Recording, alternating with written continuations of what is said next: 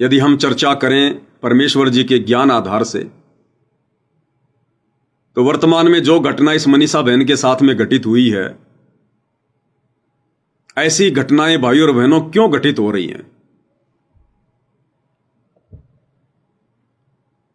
क्योंकि समाज शास्त्र अनुकूल शत भक्ति नहीं कर रहा है। समाज देखा देखी वाली भक्ति कर रहा है।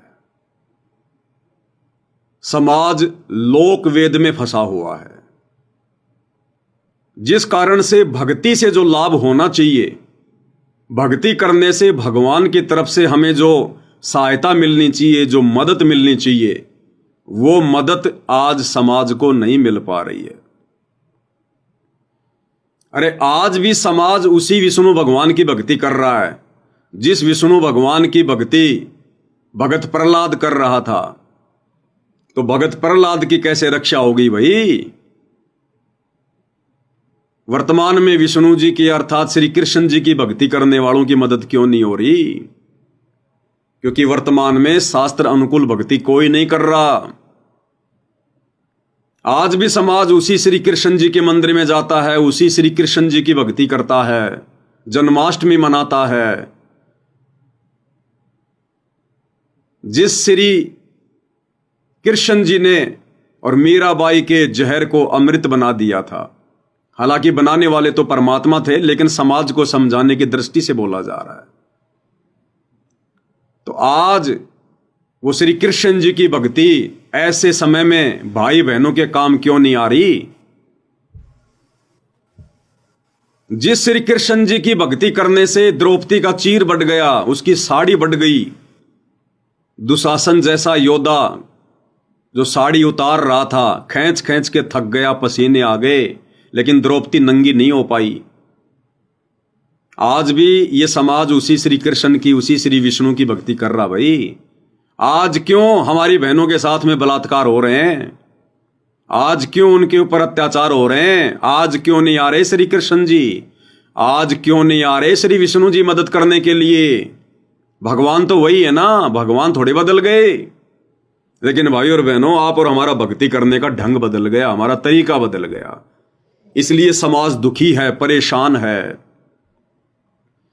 अगर ये मनीषा बहन शास्त्र अनुकूल भक्ति करती, साधना करती, यदि इसका परिवार भक्ति करता, और वर्तमान में पूरे विश्व में शास्त्र अनुकूल शत भक्ति के दाता केवल परमेश्वर रामपाल जी हैं, और संसार में कोई गुरु कहलाने का अधिकारी नहीं है, कोई उपदेश देने का अधिकारी नहीं है, किसी के पास में सतज्ञान नहीं है, चाहे कितने बड़े बाबा बन के बैठे हैं। इस देश के चारों शंकराचार्यों को भी भक्ति मार्ग का कै ख गए भी ज्ञान नहीं है, कै ख गए भी। बाकी ये छोटे मोटे बाबा प्रेमानंद, धीरेन्द्र शास्त्री, अनुरुद्धाचार्य, रितेश्वर महाराज, ये मंडलेश्वर, इनकी तो फिर बिसात ही क्या है, औकात ही क्या है भाई और बहनों। ये तो केवल दिखाई देने में अच्छे लगते हैं, लाल पीले कपड़े पहन लेते हैं, माथे पे चंदन का तिलक लगा लेंगे, राख लगा लेंगे, केवल दिखाई देने में अच्छे लगते हैं कि ये बाबा हैं। केवल बाहरी दिखावा बाबा का है, अंदर से बिल्कुल थोते, खाली। परमात्मा कहते हैं, कंठी माला सुमरणी पहनने से क्या होए, ऊपर डूंडा साधु का, यानी ऊपर से तो साधु दिखाई देता है और अंदर राख्या खो। अंदर कुछ भी नहीं है भक्ति के नाम पर, भगवान के नाम पर, साधना के नाम पर, कोरा पाखंड, आडंबर। इसलिए इस बहन की इज्जत रक्षा नहीं हो पाई। इस जैसे ना जाने कितनी बहनों की इज्जत रोजाना लुट रही है, कितने मासूमों पर रोजाना अत्याचार हो रहे हैं, और सभी भक्ति कर रहे हैं। कोई ऐसा परिवार नहीं जो भक्ति नहीं करता। ये बहन मनीषा भी सारे त्योहार मनाती होगी, ये भी मंदिरों में जाती होगी, देवी देवताओं की पूजा करती होगी, व्रत उपासना करती होगी। अब क्यों काम नहीं आए वो भगवान, वो देवी देवता? अब हरियाणा के लोगों ने अगर धरना प्रदर्शन ही करना है तो भाई उस मंदिर में जाके करना चाहिए, उस मंदिर में जाके धरना देना चाहिए जिस मंदिर में ये बहन जाती थी पूजा पाठ करने के लिए, दान धर्म करने के लिए, उस मंदिर में जाके धरना देना चाहिए और सवाल जवाब करने चाहिए उन पुजारियों से कि भाई कहां चला गया था ये भगवान, जिस भगवान की पूजा करने के लिए, जिस भगवान के दरबार में ये बहन आया करती थी, चढ़ावा चढ़ाया करती थी। अरे क्यों जाते हैं मंदिर में, मस्जिद में, चर्च में, गुरुद्वारों में, क्यों भक्ति करते हैं? इसीलिए तो करते हैं ना कि भगवान आने वाले समय में हमारे परिवार पर, हमारे बच्चों पर कोई संकट आए तो आप उसको टाल दीजिएगा। हे परमेश्वर, हम आपके मंदिर में आ रहे हैं, हम आपको भोग लगा रहे हैं, हम यहां पर दान दक्षिणा कर रहे हैं, हम धर्म कर रहे हैं, ताकि हमारे ऊपर कोई संकट आए तो आप उसे पहले ही नष्ट कर दो। हमारी रक्षा करना प्रभु, संकट के समय हमारे बच्चों की रक्षा करना। इस मनीषा की मां भी जाती होगी मंदिर में, इसका पिता भी जाता होगा मंदिर में, भाई हिंदू परिवार से हैं तो धार्मिकता तो है ही। तीर्थ व्रत उपवास, मंदिर में जाना, ये तो सब करते होंगे। तो उस मंदिर में जाके धरना दो कि कहां मर गया भगवान, कहां चला गया था भगवान, नींद में सो रहा था क्या वो भगवान जिसकी ये पूजा किया करती थी? फिर कौन से दिन के लिए पूजा किया करती थी, या कौन से दिन के लिए भगवानों की पूजा करते हैं हम? कोई खेत में हल जुतवाने के लिए थोड़ा ना भगवानों की हम पूजा करते हैं। वो मंदिरों में जाके धरना दो ना भाई। लेकिन भाई चाहे मंदिर में जाके धरना दे लो और चाहे मस्जिद में जाके धरना दे लो, जब तक ये पूरा विश्व, जब तक ये पूरा समाज शास्त्र अनुकूल सत भक्ति नहीं करेगा, सतगुरु रामपाल जी परमेश्वर जी को अपना सतगुरु धारण नहीं करेगा, क्योंकि उनके अलावा दूसरा कोई गुरु धरती पर है ही नहीं। बाकी तो गांव गांव में गुरु बन के बैठे हैं, अपने कर्म फोड़ रहे हैं, समाज को उल्टी दिशा दे रहे हैं, शास्त्रों के विरुद्ध साधना दे रहे हैं। भाई तब तक ये अत्याचार इसी प्रकार से होते रहेंगे, क्योंकि हम आत्माओं के जन्म जन्मांतरों के संस्कार एक दूसरे के साथ में उलझे हुए। आज तो हमें लग रहा है कि इस बहन के साथ में बहुत गलत हुआ, हमें दया आ रही है। अगर हम आध्यात्मिक दृष्टि से सोचेंगे, जो कि सत्य है, इस बहन ने ना जाने अपने पूर्व जन्मों में क्या क्या वो कर्म कर रखे हैं, जो धर्मराज के दरबार में इसके अकाउंट में लिखे हुए हैं। तो भैया समय आने पर उन कर्मों का भोग तो इंसान को भोगना पड़ता है, चाहे लड़का हो चाहे लड़की हो। ये कर्म भोगने से तो हमारे भगवान भी नहीं बच पाए, फिर आप और हम कहां बचेंगे भाई? अरे द्वापर में श्री कृष्ण जी के पैर में बालिया नाम के शिकारी ने जहरीला तीर मारा और श्री कृष्ण जी रो रहे थे, क्योंकि अब बचने की कोई उम्मीद नहीं थी, वो जहरीला तीर था। और सबको पता है श्री कृष्ण जी की अर्थात विष्णु जी की द्वापर में मृत्यु उस जहरीले तीर से हुई, जहर से हुई। और जब तीर लगा धोखे से, तो वो बालिया नाम का शिकारी दौड़ते दौड़ते आया और उसको भगवान पे बड़ी दया आई। ए भगवान, मैंने ये क्या कर दिया, मेरे से धोखे से तीर चल गया, मेरा मकसद कोई आपको मारने का नहीं था, मुझे माफ करना। तो क्या कहा था श्री कृष्ण जी ने कि बालिया ये तेरा दोष नहीं है भाई, तूने अपना हिसाब किताब पूरा कर लिया, तूने अपना हिसाब किताब पूरा कर लिया। तो बालिया ने कहा कि भगवान मेरा और आपका क्या हिसाब किताब, मैं एक भिखारी आदमी और आप द्वारिकाधीश। तब श्री कृष्ण जी ने कहा कि भाई त्रेता युग में मैं राजा दशरथ का बेटा रामचंद्र बन के आया था और तू उस समय सुग्रीव का भाई था बाली, और भाई मैंने भी उस समय तेरे को पेड़ की ओट लेकर धोखे से तीर मारा था और मरते मरते तूने कहा था कि भाई मैंने तेरा क्या बिगाड़ दिया, हम दोनों भाइयों का आपस का झगड़ा था, तूने बीच में आकर मुझे तीर क्यों मारा धोखे से, इसका बदला कब देगा? क्योंकि बदला कहीं न जात है तीन लोक के माँ, और सतगुरु मिले कबीर से तो सारे झंझट मिट जा। तो जब बाली ने पूछा कि भैया इसका बदला मुझे कब दोगे, तब श्री रामचंद्र जी ने कहा था कि द्वापर युग में मैं श्री कृष्ण के रूप में आऊंगा और उस समय तू भाई अपना बदला लेगा।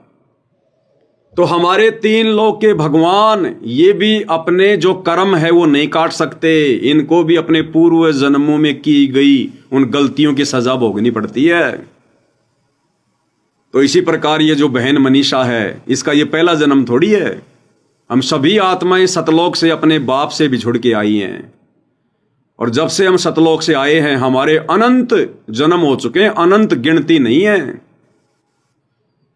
और ना जाने ऐसे ही किसी जन्म में इस बहन ने भी ना जाने कितने निर्दोषों को मारा होगा, कितनों का बलात्कार किया होगा, जब इसको पुरुष का जन्म प्राप्त था। तो भाई ये जो आध्यात्मिक है ना, दुनिया अभी से दूर बैठी हुई है, और बिना अध्यात्म के लोग इसी प्रकार से दुख में दुखी हो रहे हैं, सुख में सुखी हो रहे हैं। अगले पल ना जाने क्या घटना घटित हो जाए, कोई भरोसा नहीं है। तो यहां कोई भी प्राणी है वो अपने कर्मों का भोग भोग रहा है, अपने कर्मों का। अरे कम से कम रामायण पढ़ के तो शिक्षा ले लो, श्री रामचंद्र जी की जीवनी को पढ़ के तो शिक्षा ले लो, श्री कृष्ण जी की जीवनी को पढ़कर तो शिक्षा ले लो भाई और बहनों। और ये घटनाएं भाई और बहनों आने वाले समय में तेजी से ये बढ़ेंगी, तेजी से। और ये नहीं रुक सकती ये घटनाएं, ना पुलिस प्रशासन से रुक सकती। अगर रुकनी होती तो रुक जाती। पुलिस प्रशासन बहुत ज्यादा सख्ताई करता है, उनकी मार पिटाई भी करता है जो लोग इस प्रकार के घटिया कर्म करने के बाद में पकड़े जाते हैं। लेकिन फिर से ऐसी घटनाएं घटित हो जाती हैं, क्योंकि भैया सब कुछ मन करवा रहा है। मन यानी ये काल करवाता सब कुछ। ऐसे घटिया कार्यों को अंजाम देते समय ये मन नहीं डरता, ये जीव नहीं डरता, क्योंकि उस समय बुद्धि पर काल सवार होता है। हमारे एक दूसरे के संस्कार आपस में उलझे पड़े, एक लेवा एक देवा दोतम, कोई किसी का पिता नहीं पुतम, ऋण संबंध जुड़े सब नाता, अंत समय सब बारा बाटा। यहां हर प्राणी अपने कर्म भोगता, अपने कर्म।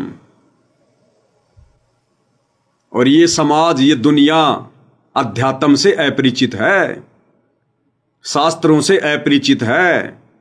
और ये जगह जगह जो नकली पाखंडी धर्मगुरु बैठे हुए हैं अपनी रोजी रोटी के लिए, अपने धंधे के लिए, इन्हें खुद नहीं पता इन शास्त्रों का, शास्त्रों के निष्कर्ष का, ज्ञान का। समाज को क्या खाक बताएंगे, जिस कारण से ये समाज बेचारा शास्त्रों के विरुद्ध भक्ति कर रहा है, गीता और वेदों के विपरीत भक्ति कर रहा है, जिस कारण से भक्ति करते करते भी, पूजा पाठ करते करते भी ऐसी जघन्य घटनाएं आए दिन होती रहती हैं। क्यों नहीं टाल रहा भगवान? अरे भक्ति से तो आपत्तियां टलनी चाहिए भाई, भक्ति से तो हमें सुख होना चाहिए, हमारे घर में सुख शांति आनी चाहिए। और इस मनीषा के घर में तो भाई कहर टूट गया, कहर। कौन माता पिता बर्दाश्त करेगा अपने संतान के साथ जब ऐसा होता है? तो क्या इसके माता पिता भक्ति नहीं करते थे क्या? मंदिर में नहीं जाते थे क्या? व्रत नहीं करते थे क्या? 11-12 अमावस्या नहीं मनाते थे क्या? बाबा श्याम जी के नहीं गए क्या कभी? मेहंदीपुर के बालाजी के नहीं गए क्या कभी? सारी पूजा पाठ करते हैं, उसके बावजूद भी उनमें से एक भी देवी देवता ने आकर इस परिवार की मदद नहीं की, इस परिवार की रक्षा नहीं की। अन्यथा तो भगवान तो आपत्तियां टालता है। अरे भगवान नाम है सुख का, जो सुख दे दुख ना दे उसको कहते भगवान, परमात्मा। लेकिन वर्तमान में समाज सतगुरु रामपाल जी परमेश्वर जी के सत्संग ना सुन पाने के कारण, उनके द्वारा समाज को दी जा रही शास्त्र अनुकूल साधना ना करने के कारण शास्त्र विरुद्ध साधना पर लगा हुआ है। जिस साधना को करने के लिए, जिन देवी देवताओं की पूजा करने के लिए, जिन मंदिर मस्जिद चर्च गुरुद्वारों में जाने के लिए हमारी गीता जी मना कर रही है, श्राद्ध निकालने के लिए गीता जी मना कर रही है, भूत प्रेतों की पूजा करने के लिए गीता जी मना कर रही है, तीर्थों पर जाने के लिए पूजा जी मना कर रही है गीता जी, कावड़ यात्रा के लिए गीता जी मना कर रही है, और समाज वही सब कुछ कर रहा है। तो भैया भगवान से मिलने वाली मदद नहीं मिलेगी। और ये युग परिवर्तन का समय भाई, युग परिवर्तन का 2028 निश्चित है। और युग परिवर्तन में ये घटनाएं आगामी दिनों में तेजी से घटेंगी, तेजी से, क्योंकि युग परिवर्तन का मतलब है अपने किए गए उन कर्मों का भोग प्रत्येक प्राणी ने भोगना पड़ेगा, जो अभी तक वो नहीं भोग पाए। तो ये घटनाएं तो भाई आने वाले दिनों में तेजी से घटेंगी। चाहे किसी के साथ बलात्कार हो, चाहे किसी का एक्सीडेंट हो, चाहे भूकंप में पूरा का पूरा परिवार नष्ट हो, चाहे बाढ़ में पूरा का पूरा परिवार बह जाए, चाहे युद्ध हो, गृह युद्ध हो, महायुद्ध हो, महामारियां हो, तो ये घटनाएं तो आने वाले समय में तेजी से घटेंगी, तेजी से। और तुम्हारे मंदिर जाने से, मस्जिद में जाने से, चर्च में, गुरुद्वारे में जाने से, व्रत करने से, तीर्थ करने से, कावड़ लाने से 1% भी मदद नहीं होगी, 1% भी। क्योंकि पूरा का पूरा समाज काल की गोद में बैठा हुआ है, शास्त्रों के विरुद्ध साधना कर रहा है। और ये बहन यदि सतगुरु रामपाल जी की शरण में होती, जो भक्ति साधना हम भाई बहन कर रहे हैं सतगुरु रामपाल जी से उपदेश लेकर, शास्त्र अनुकूल साधना, यानी जो भक्ति करने का आदेश हमारे धर्म ग्रंथ हमें देते हैं, यदि ये बहन वो भक्ति कर रही होती, और उस भक्ति को करवाने वाले पूरे विश्व में केवल सतगुरु रामपाल जी हैं और दूसरा कोई नहीं है, और यदि मर्यादाओं में रहकर जो नियम, जो मर्यादा परमेश्वर रामपाल जी बताते हैं, उन मर्यादाओं में रहकर यदि यह बहन आज भक्ति कर रही होती, आज इस बहन का वो संस्कार जो इसके भाग्य में लिखा हुआ था, परमात्मा उसको टाल देते। परमात्मा कहते हैं, 100 छल छिद्र मैं करूं जन अपने के काज, यानी अपने भगत के लिए मैं कुछ भी हेरा फेरी कर सकता हूं, कुछ भी। हिरणाकुश उदर विदारिया नरसिंह ज्यों धर ल्यूं साज, जैसे अपने भगत प्रहलाद को बचाने के लिए कबीर परमेश्वर रामपाल जी खंबे से प्रकट हो गए, नरसिंह रूप धारण कर लिया। तो कुछ भी करता ये परमात्मा, अगर ये मनीषा बहन परमेश्वर रामपाल जी की शास्त्र अनुकूल सत भक्ति उनकी शरण में आकर उनको अपना गुरु धारण करके कर रही होती, तो कुछ भी कर देता। भगवान उसी को कहते हैं जो संस्कारों को चेंज कर दे, जो संस्कारों को काट दे, पाप कर्मों को काट दे, शुभ कर्मों को बढ़ावा दे दे, अपनी आत्मा पर आने वाली आपदाओं को टाल दे। जैसे हवा चलने से बादल भाग जाते हैं, ऐसे सतगुरु की मर्यादित भक्ति करने से हमारी आपत्तियां भाग जाती हैं। कुछ भी करता सतगुरु,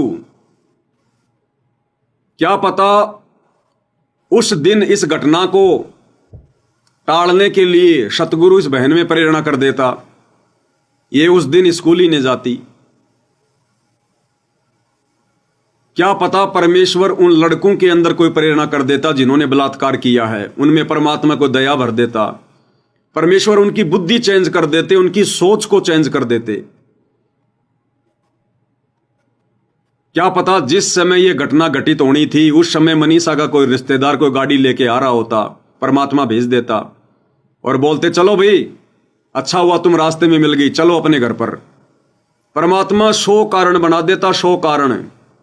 लेकिन ये देवी देवताओं की आधी अधूरी भक्ति से, इन गांव गांव नगर नगर में बैठे इन नकली बाबाओं की संगति से, इनकी शरण से, इनकी भक्ति से कोई लाभ किसी प्रकार का नहीं हो सकता, कोई भी हमारे पूर्व जन्मों का संस्कार नहीं कट सकता। जैसा भाग्य में लिखा है वो भोगना ही पड़ेगा। और जब हम सतगुरु की शरण में आ जाते हैं, फिर परमात्मा कहते हैं, फिर परमेश्वर की वाणी है कि माशा घटे ना तिल बदे, विधाता लिखे जो लेख। विधाता यानी सतगुरु की शरण में जो व्यक्ति नहीं होता है, और जब उसको मनुष्य शरीर प्राप्त होता है तो उसका एक भाग्य बना के धर्मराज के द्वारा भेजा जाता है। जैसे हम कहते हैं ना कि भाई मेरी किस्मत में क्या लिखा है, मां के पेट में मेरी किस्मत लिखी गई, उसको कहते हैं भाग्य। तो वो लिखा जा चुका होता है, इसके साथ क्या होगा क्या नहीं होगा, क्या अच्छा होगा क्या बुरा होगा, वो सबकी किस्मत में लिखा होता है। तो कहते हैं जब तक हमारे को पूर्ण सतगुरु नहीं मिलता, उसकी शास्त्र अनुकूल साधना नहीं मिलती है, उस समय तक वही हमारे साथ में होगा जो हमारे भाग्य में लिखा हुआ है। उसमें माशा घटे यानी जरा सा भी उसमें रति भर भी घट नहीं सकता। माशा घटे ना तिल बदे, तिल यानी तिल का दाना जो आता है, तिल जिसका तेल निकाला जाता है, तिल कहते हैं इतना भी संस्कार आपका ना घट सकता ना बढ़ाया जा सकता। चाहे आप कितनी देवी देवताओं की पूजा कर लो, कितने मंदिर में जाओ, कितने कावड़ लेके आओ, जब तक आप सच्चे सतगुरु की शरण में नहीं आओगे, आपके भाग्य में जो लिखा है उसमें मासा घटे ना तिल बदे, विधाता लिखे जो लेख। लेकिन साचा सतगुरु मेट कर ऊपर मारे मेख। लेकिन जब हम सच्चे सतगुरु की शरण में आ जाते हैं तो सतगुरु हमारे भाग्य में लिखे हुए उन कुकर्मों को काट देता है, मिटा देता है, और सतगुरु अपनी तरफ से शुभ कर्म उसमें लिख देता है, जोड़ देता है, और ऊपर मेख मार देता है, ठप्पा लगा देता, अपनी मोहर लगा देता है। तो भाई और बहनों, जब तक ये समाज सतगुरु रामपाल जी परमेश्वर जी के सत्संग नहीं सुनेगा, उनके प्रवचन नहीं सुनेगा, उनकी संगति नहीं करेगा और शास्त्रों के अनुसार सत भक्ति नहीं करेगा, तब तक भाई ये इसी प्रकार से दुखी रहेगा, मरता रहेगा। ये कुक्रम, ये घटनाएं इसी प्रकार से तेजी से घटेंगी, तेजी से। पुलिस प्रशासन कुछ नहीं कर सकता। अरे सरकार या प्रशासन किसी का भाग्य चेंज नहीं कर सकते, किसी के कर्मों में फेरबदल नहीं कर सकते। जब श्री रामचंद्र जी अर्थात श्री विष्णु जी अपने खुद के उन कर्मों में फेरबदल नहीं कर सके, त्रेता में बाली मारा धोखे से, द्वापर में धोखे से पैर में जहरीला तीर खाना पड़ा। जब भाग्य में लिखे हुए संस्कार को, घटनाओं को हमारे भगवान नहीं काट सकते, तो पुलिस प्रशासन कैसे काट देगा, सरकार कैसे काट देंगी? ये तो संत काटेगा, पूर्ण संत, पूर्ण परमात्मा, सतगुरु। और सतगुरु से यदि हम लोग पीठ मोड़ के बैठे रहेंगे तो भाई इसी प्रकार से दुखी रहेंगे, इसी प्रकार से। इसलिए सभी भाई बहनों से निवेदन है, प्रार्थना है, अगर आने वाले युग परिवर्तन के समय में, जो कि शुरू हो चुका है, 2028 लास्ट है, ये 4 साल पूरे विश्व के बहुत भयंकर तरीके से गुजरेंगे। अब शांति नाम की आगे कोई चीज नहीं होगी। अगर उस युग परिवर्तन के दौरान यदि भाई और बहनों अपनी और अपने परिवार की सुरक्षा चाहते हैं तो सतगुरु रामपाल जी परमेश्वर जी के प्रवचन सुनना शुरू कर दो। परमेश्वर फिर कुछ भी करेगा, ऐसी घटनाओं को अंजाम नहीं होने देगा। जैसे 12 अगस्त 2025 को मुझ पवन दास की हिसार कोर्ट में पेशी थी, वीडियो अभी आपने देखा, एक बार फिर से आपको दिखाते हैं। ये 12 अगस्त 2025 की घटना है। मुझ पवन दास पर काल प्रेरित सतलोक आश्रम मैनेजमेंट हरियाणा वालों ने परमेश्वर रामपाल जी को मानुष समझकर एक झूठा मुकदमा लगवाया हुआ है। मैं पवन दास और जयपुर से 2 भाई, ये जो आ रहे हैं वीडियो में, मुकेश दास और मनोज दास, हम हिसार की तारीख पर गए हुए थे और सतलोक आश्रम वालों ने मुझे मारने की, मेरा मर्डर करने की उस दिन पूरी प्लानिंग कर रखी थी। ये लोग देखो हो गए इकट्ठा, लेकिन परमेश्वर ने मुझे बचाया। अभी एक जो गाड़ी जाएगी इधर से, ये गई ये वाली गाड़ी। परमेश्वर ने 100 छल छिद्र किया मुझे बचाने के लिए, इन गुंडों से, इन दरिंदों से, इन बदमाशों से, जो भगत के वेश में भेड़िए बनकर घूम रहे हैं, ये सतलोक आश्रम वाले। इन दरिंदों से परमेश्वर ने मुझे बचाया, सो छल छिद्र किया परमात्मा ने, क्योंकि उनके आशीर्वाद से मैं उनकी मर्यादित भक्ति पर लगा हुआ हूं। मैं पवनदास अपने पूज्य गुरुदेव भगवान के प्रति पतिव्रता उस पद पर रहते हुए पूर्णतया समर्पित हूं। मेरे शौपन में भी कोई अन्य देवी देवता आन उपासना नहीं है। मैं शौपन में भी उनकी मर्यादा तोड़ने का विचार नहीं करता, जहां तक मेरी पार बसाती है। तो परमेश्वर ने उस दिन अपने आत्मा के लिए सो छल छिद्र किया। ये तो मारने के लिए जमा हो रहे थे, सारे के सारे गुंडे गाड़ियां लेकर आए थे, उनमें हथियार लेके आए थे। इनकी तो ये प्लानिंग थी कि आज इसका समाप्त करना, आज इसको। लेकिन उस अंतर्यामी सर्वज्ञ जानी जान परमेश्वर परम पूज्य सतगुरु रामपाल जी को इस बात का पता था। और परमेश्वर कहते हैं, जय हमरा भगत पछोड़ी होई तो हमरा नाम ना लेवे कोई। अगर मेरे भक्तों पर आपत्ति आ गई तो मेरा नाम कौन लेगा, फिर भक्ति कौन करेगा, कौन विश्वास करेगा फिर भगवान पर। तो उस दिन परमेश्वर ने सो छल छिद्र किया अपनी आत्मा के लिए, इन दरिंदों से, इन बदमाशों से, सतलोक आश्रम मैनेजमेंट हरियाणा वालों से बचाने के लिए परमेश्वर ने उस पुलिस वाले को भेज दिया और गाड़ी में बैठा के मुझे ले गया। ऐसे परमेश्वर ने दास की रक्षा की। और इन भाइयों का कोई कर्म था और भक्ति में कोई कमी थी, क्योंकि परमात्मा कोई मार पिटाई करके थोड़ा ना कोई ये कर्म कटवाते हैं। परमात्मा तो भक्ति देकर हमारे जो कर्म हैं उनको कटवाने के लिए आए हैं। लेकिन जब तक हमारी भक्ति उस लेवल की नहीं होती, हमारा विश्वास उस स्तर पर नहीं होता है, और यदि ऐसा कोई हमारे उस भाग्य में संस्कार है, तो परमात्मा उसको हल्के में टाल देता है। तो इसी प्रकार ये जो दो भाई मेरे साथ में गए थे, जिनकी वहां पर उन गुंडों ने, सतलोक आश्रम वालों ने मार पिटाई की उनके साथ में, परमेश्वर ने सूली की सजा कांटे में टाल दी। सूली की सजा कांटे में, अन्यथा वो तो जानवरों की तरह अंधे होके लात घूसे बरसा रहे थे, और ना जाने कहां क्या चोट लग जाए, उसी समय आदमी ढेर हो जाए। लेकिन परमेश्वर रामपाल जी ने इन आत्माओं की भी रक्षा की और एक संदेशा दे दिया इन आत्माओं को कि भैया, चिंतन मनन करके जो भी कमी है तुम्हारी मर्यादाओं में या भक्ति में, भले तुम भक्ति को हल्के में ले रहे हो या मर्यादाओं को हल्के में ले रहे हो, या जितनी भक्ति सतगुरु चाहता है उतनी नहीं कर पा रहे हो, तो भाई अपनी उन कमियों पे विचार करो और भक्ति को बढ़ाओ, ताकि आने वाले समय में परमात्मा फूल जितनी चोट भी तुम्हारे ऊपर ना आने दे, फूल जितनी भी। क्योंकि समर्थ जो चाहे सो कर सकता है और धरती पर वर्तमान में प्रकट है, लेकिन कर्म उसी के काटेगा जो उसकी मर्यादाओं में रहकर भक्ति करेगा। तो इस मनीषा बहन की भी यदि ये सतगुरु रामपाल जी परमेश्वर जी की शरण में होती, भक्ति कर रही होती, मर्यादा में होती, तो परमेश्वर सो छल छिद्र करता, इस बहन की जान बचाता।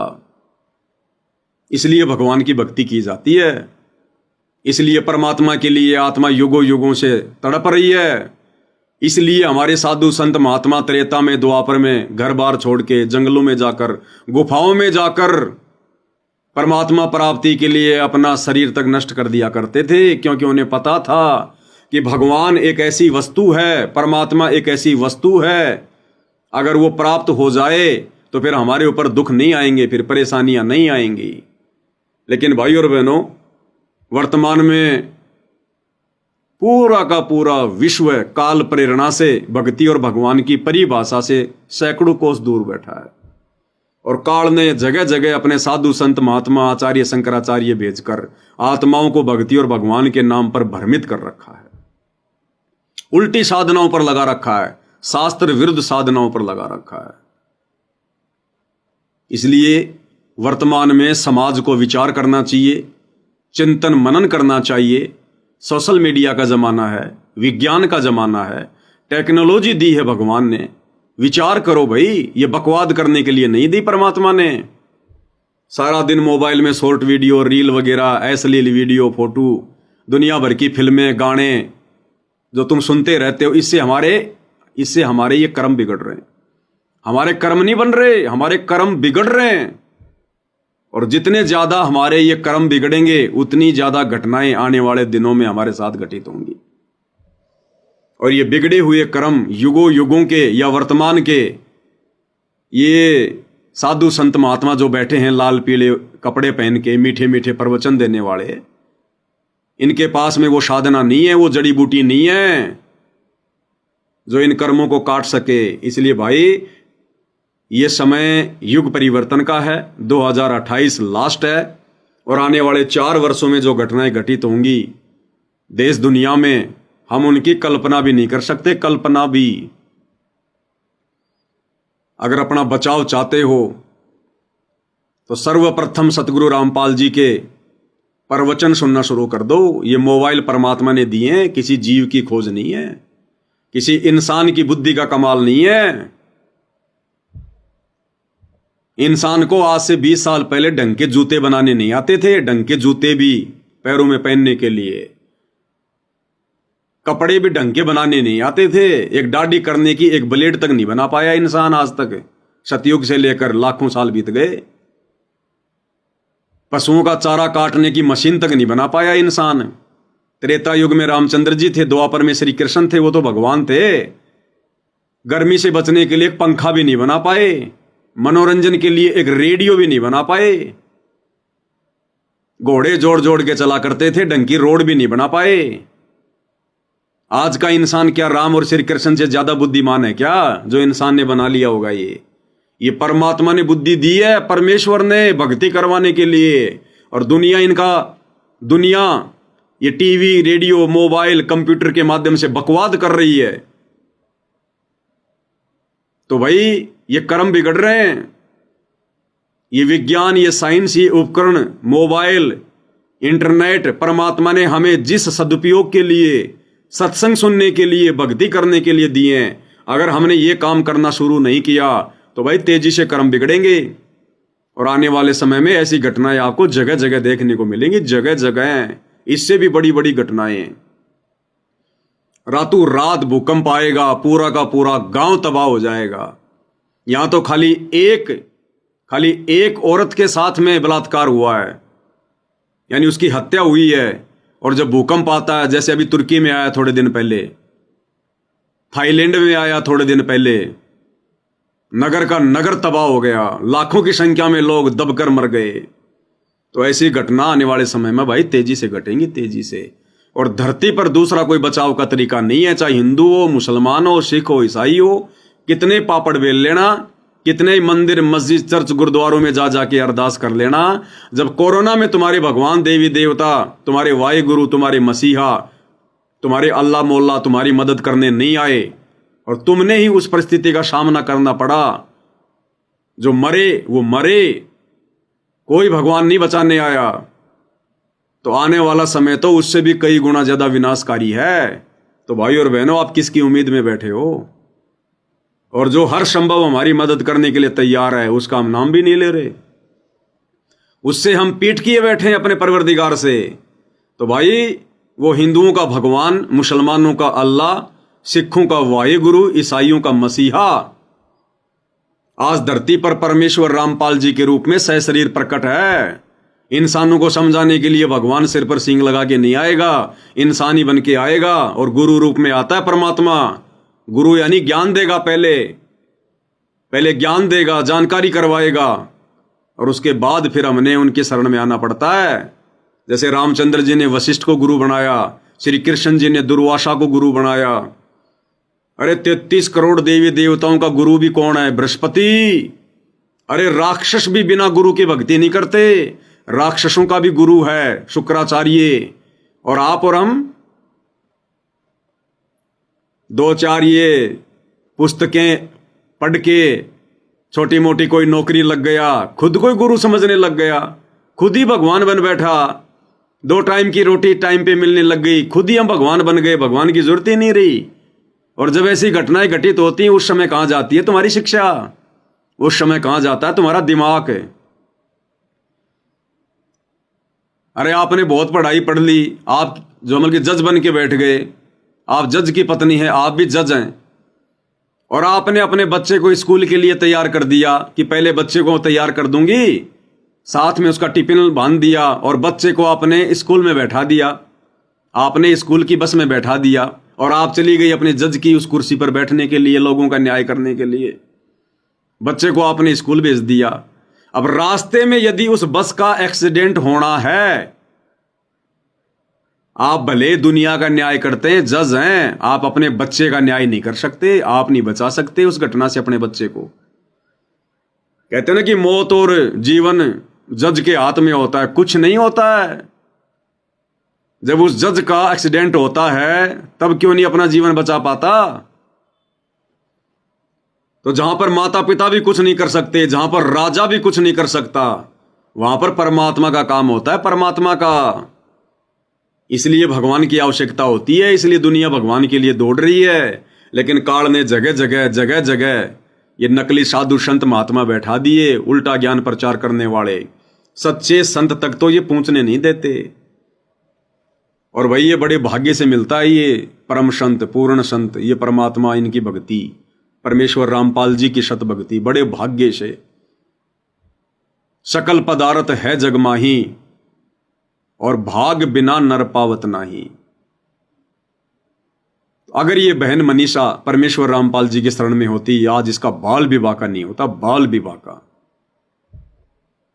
इसलिए भाई बहनों से प्रार्थना है, भक्ति पे लग जाओ, नहीं तो ये दुर्गति सबके दरवाजे पर तैयार खड़ी है, तैयार। किसी से उम्मीद मत करना फिर, जैसे तुम्हारे कर्म है जन्म जन्मांतरों के। तुम्हें तो अपना वर्तमान दिखाई दे रहा है कि वर्तमान में तो भाई मैं ना बीड़ी पीता, ना दारू पीता, मैंने ऐसा कोई काम भी नहीं किया, ना मैं किसी का दिल दुखाता, नेक नीति ईमानदारी से अपना धंधा कर रहा हूं, मेरे साथ में क्यों गलत होगा? अरे वो तीनों सेनाओं का अध्यक्ष विपिन रावत, वो कौन सी चोरी करता था? उसने किसका बलात्कार किया था? वो कौन सा मर्डर करता था? उसने क्या झूठ बोला था? वो भी तो भक्ति करता था, मंदिर में जाता था, नेक नीति ईमानदारी से अपनी कमाई पे अपना परिवार पाल रहा था। फिर हेलीकॉप्टर में आंध्र प्रदेश के जंगलों में ऐसी जगह पर दुर्घटना क्यों हुई? पानी पानी करता हुआ मर गया, उसको पानी भी नसीब नहीं हुआ। हम केवल अपने वर्तमान के इन कर्मों को देख रहे हैं। हमारे तो अनंत करोड़ जन्म हो चुके हैं मनुष्य के, और ना जाने कौन कौन से जन्मों में हमने क्या क्या, हमने ये कुकर्म किए हैं। कभी हमने बलात्कार किए हैं, कभी चोरियां की हैं, कभी हम डकैत भी रहे हैं, हमने लोगों को दिन दहाड़े मारा है, लूटा है। राजनेता बनकर हमने अपनी कुर्सी के लिए ना जाने कितने लोग आपस में लड़ा दिए, झगड़ा दिए, हिंदू मुसलमान हमने करवा दिया आज से पहले। तो ये अनंत जन्मों के कुकर्म है भाई और बहनों। अब समय आ गया इनको भोगने का। अब ये युग परिवर्तन का दौर चल रहा है। अब सतगुरु रामपाल जी परमेश्वर जी की शरण में आए बिना ये कर्म नहीं कर सकते, चाहे कोई कितना शाना बन ले। इसलिए प्रार्थना कर रहे हैं कि भाई और बहनों भक्ति कर लो, भक्ति बहुत जरूरी है। और इसी युग परिवर्तन के संदर्भ में आजकल जो दुनिया भर के भविष्य वक्ता भविष्यवाणियां कर रहे हैं, यूट्यूब पर अपने वीडियो अपलोड कर रहे हैं, उस कल की भगवान के विषय में बता रहे हैं, युग परिवर्तन के विषय में बता रहे हैं। एक छोटा सा वीडियो आपको दिखाते हैं भाई और बहनों। ऐसे ही एक व्यक्ति है जो वीडियो बनाता है और क्या कुछ ये संकेत दे रहा है। हालांकि ये क्या कह रहा है क्या नहीं कह रहा है, लेकिन ये जो बातें कह रहा है वो बिल्कुल सत्य हैं।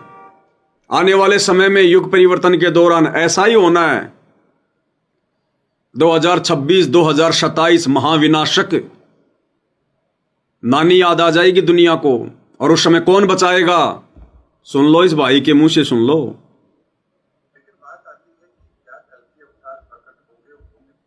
क्योंकि पूरी दुनिया उस कल की भगवान के पीछे भाग रही है ना। कल की भगवान, कल की भगवान, उस कल की भगवान के अलावा दुनिया को कोई बचा नहीं सकता है। तो भाई ये भविष्य वक्ता क्या जानकारियां दे रहे हैं, क्या बता रहे हैं, हम लोगों ने विचार करना चाहिए। वो कल की भगवान जिसके विषय में ये भविष्य वक्ता बता रहे हैं, वो कल की भगवान और कोई नहीं, स्वयं परमेश्वर रामपाल जी हैं। बहुत सारे भाई बहन कह देते हैं कि ये पवनदास अपने गुरु जी को विष्णु जी का 10वां अवतार बता रहा है, कल की बता रहा है। अरे वो कल्कि नहीं है, असल में उसका नाम है नीकलंक। नीकलंक जो राजा हरिश्चंद्र जी की आत्मा होगी, उड़ीसा के शंबल नगरी में आएगा। वो तो बहुत लास्ट में आएगा। कलयुग 4,32,000 वर्ष का है, 4,32,000 वर्ष का। अभी तो खाली 5,500 वर्ष बीते, वो तो 2-3 लाख वर्ष बाद आएगा। अभी वो राजा हरिश्चंद्र की आत्मा पूज्य गुरुदेव जी ने बताई, वो स्वर्ग में बैठा है, अभी तो आनंद ले रहा है। वो तो लाखों साल बाद आएगा निकलंक रूप में, विष्णु का 10वां अवतार बनकर। अभी तो कलयुग ढंग से शुरू भी नहीं हुआ है। तो वर्तमान में जिस कल्कि की चर्चा हो रही है, तो दुनिया वाले पागल हैं क्या जो विष्णु के उस कल्कि अवतार की बातें कर रहे हैं? क्या उनको नहीं पता? लेकिन वर्तमान में जो कल्कि आएगा वो है इस कलयुग का भगवान, वो परम शक्ति, वो है परमेश्वर रामपाल जी, जो आ चुके हैं, प्रकट हो चुके हैं 8 सितंबर 1951 के दिन। संकट मोचन बनकर। ये देवी देवता संकट मोचन नहीं है, हनुमान जी संकट मोचन नहीं है। असली संकट मोचन, संकटों का नाश करने वाला, विनाश करने वाला, वो कबीर परमात्मा है, जो वर्तमान में सतगुरु रामपाल जी के रूप में धरती पर प्रकट हैं। इनकी शरण में आने से हमारे संकटों का मोचन होगा। तो ये है वो रियल कल्कि, यानी इस कलयुग में अवतार, इस कलयुग का भगवान, ना कि विष्णु का अवतार। वो तो लास्ट में आएगा। तो क्या कुछ कह रहा है ये भाई, विचार कर लेना। 2 मिनट का वीडियो है और सब कुछ ऐसे घटित होना है, सब कुछ ऐसे ही घटित होना है जैसे ये भाई बता रहा है। और बचाव का तरीका केवल सतगुरु रामपाल जी हैं, उनकी भक्ति, उनकी शरण है, दूसरा धरती पर नहीं है। तो कब होंगे, हमारे सामने कब आएंगे? तो ग्रहों की स्थिति के आधार पर मैं आपको एक बात जरूर बता देता हूं कि 2027 तक या 2027 के बाद में, अगर हम ब्रॉड वे में सोचे तो 2027 के बाद की ही बात लेते हैं कि 2027 के बाद में इस दुनिया को इस बात का पता तो चल चुका होगा कि आखिर वो अवतारी पुरुष है कौन। क्योंकि 2027 तक इस संसार को इस महाविनाश से जो नुकसान होना होगा वो हो चुका होगा। दुनिया अपने नुकसान को देख चुकी होगी, जनसंख्या में जो कमी आनी होगी वो आ चुकी होगी, महायुद्ध जो होना होगा वो हो चुका होगा, मानवता को जो नुकसान होना है वो हो चुका होगा, और ये धरती अब उस नुकसान की भरपाई के लिए अपने आप को तैयार कर रही होगी। ये दृश्य होगा 2027 का। और उस समय पर जो भी इस दुनिया को राह दिखाएगा, मेरे ज्योतिषीय आकलन से और शास्त्र ग्रंथों में वर्णित उन रहस्यों को यदि हम समझना चाहें तो 2027 के बाद में जो इस दुनिया को राह दिखाएगा वही कल्कि अवतार है। क्योंकि उसके पश्चात ये दुनिया एक नई विचारधारा को फॉलो करेगी। वो विचारधारा कैसी होगी, उसके बाद दुनिया कैसे चलेगी, लोकतंत्र होगा या कुछ और होगा, ये समय बताएगा।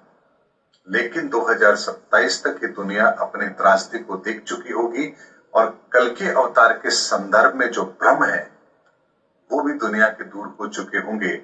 और 2027 के बाद दुनिया ये समझ चुकी होगी कि वर्तमान में कल्कि अवतार कौन है, और उन्होंने इस संसार को आगे बढ़ाने के लिए, मानवता की रक्षा के लिए जो करना है वो क्या करने वाले हैं, किस तरह से करने वाले हैं, ताकि संसार का आने वाला समय सही रहे, मानवता सुरक्षित रहे और ये दुनिया प्रगति के रास्ते पर चलती रहे। ये सब कुछ होगा लेकिन 2027 के बाद होगा। इसीलिए कल्कि अवतार के संदर्भ में जो लोगों के भ्रम है, मैंने उस भ्रम को दूर करने की कोशिश की है। क्योंकि शास्त्रों में कहीं भी कोई बात लिखी गई है तो उसके पीछे एक बहुत बड़ा गूढ़ रहस्य होता है। और यदि हम शब्द का अर्थ निकालेंगे तो कई बार अर्थ का अनर्थ होता है, लेकिन शब्द के मर्म को अगर समझेंगे तो उसके सही रहस्य तक हम जरूर पहुंच पाएंगे। तो भाई और बहनों, 2026 और 2027 ये दुनिया के लिए सबसे बड़े विनाशकारी वर्ष हैं। जो भी कुछ होना होगा वो इन 2 वर्षों में हो लेगा। और उसके बाद जो इस दुनिया को एक नई राह दिखाएगा, नया रास्ता दिखाएगा, वही होगा कल की भगवान। और वो रास्ता दिखाने वाला कोई और नहीं होगा। वो रास्ता तो सन 1994 से परमेश्वर रामपाल जी दिखा रहे हैं। लेकिन अभी दुनिया का भाग फूटा पड़ा है, दुनिया की किस्मत फूटी पड़ी है। शकल पदार्थ है जग माही, भाग बिना नर पावत नाही। इसलिए उस परम संत को दुनिया पहचान नहीं रही है। उनके विषय में उल्टा बोलकर, झूठा बोलकर, गंदा गंदा बोलकर और ज्यादा दुखी होने के लिए अपने कर्म बिगाड़ रही है। तो 2027 के बाद जो दुनिया को राह दिखाएगा वही होगा कल की भगवान। और वो एकमात्र राह दिखाने वाला महापुरुष परमेश्वर रामपाल जी हैं, इसके अलावा कोई नहीं है। और जो समय रहते उनकी शरण में आ जाएंगे, उनके प्रवचन आज से ही सुनना शुरू कर देंगे यूट्यूब पर जेब से मोबाइल निकाल कर। और अगर उनकी शरण में आ जाएंगे, उनकी भक्ति पर लग जाएंगे, तो तुम्हारे भाग्य में अगर मृत्यु भी है तो परमेश्वर उसको बादलों की तरह दूर हटा देंगे। तुम्हारे ऊपर फूल जितनी चोट भी नहीं आने देंगे, फूल जितनी चोट भी। ये परमात्मा है, सारी सृष्टि का मालिक है, लेकिन कार्य करेगा भाई और बहनों अपने भक्ति विधान के अनुसार। किसी के रोने धोने से, चिल्लाने से नहीं। ये भावुकता में भावुक नहीं होता। ये भगवान जोश में होश नहीं खोता हम इंसानों की तरह। ये अपने विधान का पक्का है, अपने नियमों का पक्का है। तो 2028 लास्ट युग परिवर्तन का समय ज्ञान गंगा पुस्तक में पूज्य गुरुदेव भगवान ने साफ साफ लिखा हुआ है। नास्त्रदमस की भविष्यवाणी में पढ़ लेना, अगर नहीं पढ़ा तो। अगर भक्तों की भी आंखें बंद हों तो खोल लेना भाई, नास्त्रदमस की भविष्यवाणी में पढ़ लेना। सन 1905 से लेकर 2028 गुरुदेव ने महापरिवर्तन का समय लिखा हुआ है। और आ गया वो समय, अब मुट्ठी भर भी समय नहीं है। मुट्ठी भर यानी मुट्ठी में 5 उंगलियां होती हैं, 5 साल भी नहीं है पूरी। ये 2025 आधी से ज्यादा चली गई है। 26 और 27, 28 में तो फिर परमात्मा का सतयुग का सवेरा होगा, सतयुग का सवेरा। यानी जितनी आत्माएं उस युग परिवर्तन के दौरान सुरक्षित रह पाएंगी, जो बच पाएंगी, उन आत्माओं को फिर परमात्मा शत भक्ति देने के लिए सतयुग में प्रवेश करवाएगा। फिर दोबारा से समाज का नवीनीकरण होगा, दोबारा से समाज का सुधार होगा। जितनी भी जो ये दुष्ट आत्माएं होंगी, पाप आत्माएं होंगी, नास्तिक व्यक्ति होंगे, अधर्मी व्यक्ति होंगे, जिन्होंने इन 2 वर्षों में 26 और 27 में शराब पीना नहीं छोड़ा, नशा करना नहीं छोड़ा, मांस खाना नहीं छोड़ा, चोरी जारी डकैती ठगी भ्रष्टाचार करना नहीं छोड़ा, रिश्वत लेनी नहीं छोड़ी, बलात्कार करने नहीं छोड़े, उनके बक्कल उतरेंगे, बक्कल। ये प्रकृति किसी को नहीं छोड़ेगी। वो ऐसे जाएंगे जैसे गधे के सिर से सींग जाते हैं। क्योंकि 2028 के बाद सतयुग में केवल परमात्मा की विशेष धार्मिक और पुण्यकर्मी और आस्तिक आत्माएं ही प्रवेश करेंगी। इसलिए इन विषय विकारों से,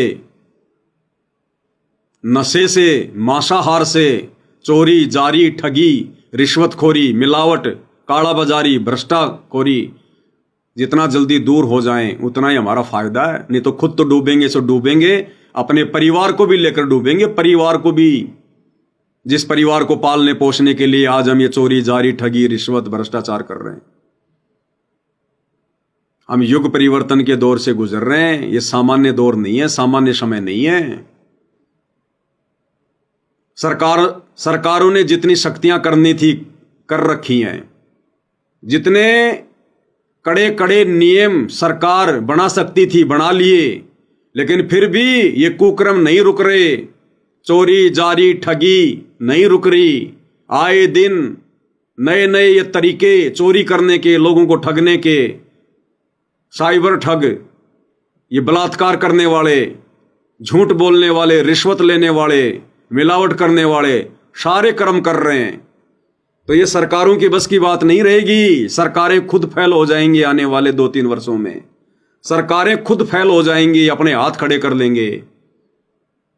ये लोकतंत्र समाप्त हो जाएगा। वापस वही समय आएगा जैसे राजा राज्य किया करता था। ये सारी की सारी शासन की बागडोर, पूरे विश्व की बागडोर परमेश्वर रामपाल जी के हाथों में आएगी, परमेश्वर रामपाल जी के हाथों में। अगर राजनेताओं ने समाज का सुधार करना होता, यदि राजनीति से सुधार होना होता, तो आज ऐसी स्थितियां नहीं होती, समाज इतना नहीं बिगड़ता। हिंदुस्तान से ज्यादा साधु संत महात्मा दुनिया में कहीं नहीं है। अगर इन साधु संत महात्माओं के, इनके प्रवचनों से, इनके द्वारा ये बताई जा रही साधना, ये मंत्रों से अगर लोगों का भला होना होता, समाज ने सुधरना होता, तो सुधर लेता। आज हमारे भारत देश में चेले कम और बाबा ज्यादा है, लेकिन फिर भी कोई असर नहीं। तो अब आगे जो भी कुछ होगा, जो भी कुछ करेंगे, ये कल की भगवान परमेश्वर रामपाल जी करेंगे। इसलिए भाई और बहनों, अपना बचाव चाहते हो, सुधार चाहते हो, सतयुग में प्रवेश करना चाहते हो, तो परमेश्वर रामपाल जी के अति शीघ्र यूट्यूब पर प्रवचन सत्संग सुनना शुरू कर दो। नहीं तो भाई बक्कल उतरेंगे, बक्कल। ये काल और ये दुर्गा, ये किसी को नहीं छोड़ेंगे, आने वाले समय में किसी को नहीं छोड़ेंगे। तो भाई और बहनों, हमारी तो विनती है, केवल प्रार्थना है, केवल समाज को सत संदेशा ही दे सकते हैं। मानना या ना मानना ये भाई अपने अपने भाग्य पर निर्भर करेगा, अपनी अपनी किस्मत पर निर्भर करेगा, क्योंकि ये पूर्ण ब्रह्म परमेश्वर रामपाल जी की सत भक्ति करना हर किसी के भाग्य में नहीं होता। भाई और बहनों, कोई शुभ कर्मी, कोई पुण्य कर्मी, विशेष आत्मा होंगी जो इस परमेश्वर के प्रवचन सुनेंगी। अन्यथा इस काल की आग में इसी प्रकार से दुनिया जलती रहेगी जैसे वर्तमान में जल रही है। सुबह घर से निकल गए राजा बाबू बन के, शाम को घर वापस लौटेंगे नहीं लौटेंगे कोई भरोसा नहीं है। फिर भी आदमी की सुरती 7वें आसमान पर है, पता नहीं क्या क्या वो प्लानिंग करके बैठा है। अगले साल ये होगा, वो होगा, इतना मुनाफा होगा, 25 लाख रुपए हो जाएंगे, 10 लाख रुपए बैंक से लोन लूंगा, बड़ा मकान बनाऊंगा, ये बिजनेस शुरू कर दूंगा, हाईवे पे जमीन बहुत महंगी है, वो बेचकर एक ढाबा खोलूंगा, होटल खोलूंगा। ये सोचते सोचते जा रहा है, पीछे से ट्रक वाला टक्कर मार दी, वहीं भाई की चटनी बन गई। तो किस चीज पे फूल रहा है इंसान? किस चीज की प्लानिंग है? किस चीज का घमंड है? ये मिट्टी का पुतला, आग में ये जल जाए, बीमारी से ये मर जाए, पानी में ये गल जाए, एक्सीडेंट में ये मर जाए, हार्ट अटैक में ये मर जाए, एक सेकंड का भरोसा नहीं है। घर में बैठे बैठे प्लानिंग कर रहे हैं, ये करूंगा, वो करूंगा, ऊपर से पंखा टूट के गिर गया, खोपड़ी में पड़ गया, वहीं भाई फेल हो गया। काहे की प्लानिंग कर रहे हैं भाई? अरे अगर प्लानिंग ही करनी है तो अपने आत्म कल्याण की करो, भक्ति की करो। कि आज मैं सतगुरु रामपाल जी के सत्संग सुनना शुरू करूंगा और बहुत जल्दी मैं उनकी भक्ति ग्रहण करूंगा। 2-4 महीने उनके सत्संग सुनूंगा, तुरंत उनकी भक्ति ग्रहण करूंगा, अपना आत्मा का मैं कल्याण करवाऊंगा। इस गंदे लोक से अपना पीछा छुड़वाना है। ना जाने कब यहां मौत आ जाए, ना जाने काल की कर डारे, किस विध डल जा पाशावे, और जिनाते सिरते मौत खुड़क दी उनानु केड़ा आशावे। एक सेकंड का भरोसा नहीं यहां पर, और 50 साल आगे की हम ठेकेदारी ले रहे हैं बिना ज्ञान के, संतों के अभाव में, शास्त्र अनुकूल साधना के अभाव में, भक्ति के अभाव में। तो भाई ये पूर्ण भक्ति, शास्त्र अनुकूल सत भक्ति लेकर स्वयं परमेश्वर कबीर जी सतलोक से चलकर 8 सितंबर 1951 को परमेश्वर रामपाल जी के रूप में धरती पर प्रकट हैं। अपना आत्म कल्याण चाहते हो तो भाई आज से ही सत्संग सुनना शुरू कर दो, नहीं तो बहुत बुंडी बनेगी, बहुत बुंडी, समझ में नहीं आओगी योग्य हो गया। तो भाई और बहनों, आज के वीडियो में केवल इतना ही। कल परमेश्वर फिर मौका देंगे तो उनकी महिमा में उपस्थित होंगे। तो आज की वीडियो में पूज्य गुरुदेव भगवान के आशीर्वाद से केवल इतना ही। गुरुदेव हमें आशीर्वाद दें, सद्बुद्धि दें, हमारा मार्गदर्शन करें, सत भक्ति मार्ग से हमें भटकने से परमेश्वर बचाएं, भक्ति में हमारी श्रद्धा बने, हमारी दृढ़ता और विश्वास बने। गुरुदेव अपना आशीर्वाद पल पल हम सभी सत्सेवक भाई बहनों पर बनाए रखें। एकमात्र हमारी यही उम्मीद, हमारी यही इच्छा उनसे है। बंदी छोड़ सतगुरु रामपाल जी भगवान की जय हो।